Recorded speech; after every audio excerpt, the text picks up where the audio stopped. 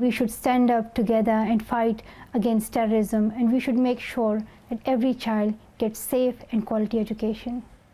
Pour la Pakistanaise Malala Yousafzai, cette attaque est un douloureux rappel du combat à finir en faveur de l'éducation des enfants, une cause pour laquelle elle a reçu le prix Nobel de la paix. Raymond, c'est aussi cette cause, l'éducation, donc, qui lui a valu d'être elle-même la cible de ce groupe de talibans. Exactement. Le Mullah Fazlullah, à l'époque, avait demandé à un commando de 4 hommes d'aller tenter de l'assassiner. Bien, ce fameux Fazlullah, maintenant, est à la tête des talibans du Pakistan. Alors, dites-nous, qui ils sont, ces talibans-là? Bien, tout d'abord, une précision. Aujourd'hui, il y a eu un communiqué des talibans d'Afghanistan qui ont dénoncé l'attaque contre l'école, qui ont dit que c'était contre les règles de l'islam. Ça, ce sont les talibans donc, qui combattaient les Canadiens là, en Afghanistan, les troupes américaines, canadiennes, l'Alliance. Il y a le mouvement des talibans du Pakistan. Lui, il s'est créé en 2007. C'est un regroupement de toutes sortes de factions qui ont un but: faire du Pakistan une république islamique, régie donc par la charia, renverser ce gouvernement pakistanais qu'on trouve beaucoup trop soumis aux Américains. Depuis donc 2007, des destructions d'écoles par centaines, attentats par centaines, une guérilla qui a fait jusqu'ici de 40 000 à 50 000 morts.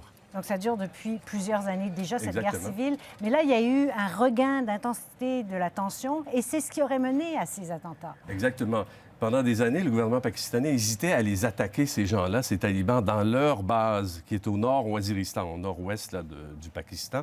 Parce que d'abord, on avait peur des représailles, justement, et aussi parce que le nord de Waziristan, là, c'est très difficile d'accès, c'est très montagneux, coupé du reste du monde.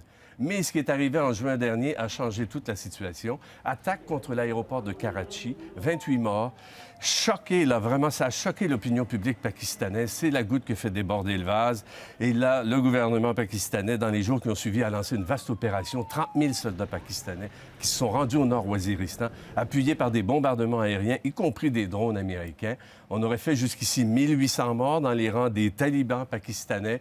Plusieurs se seraient enfuis ailleurs dans le pays. Leurs opérations seraient considérablement dérangées, perturbées. Et c'est ce qui fait qu'aujourd'hui, on s'est retrouvé avec des représailles contre une école d'enfants de militaires pakistanais. Oui, un massacre terrible. Merci beaucoup, Raymond. Merci.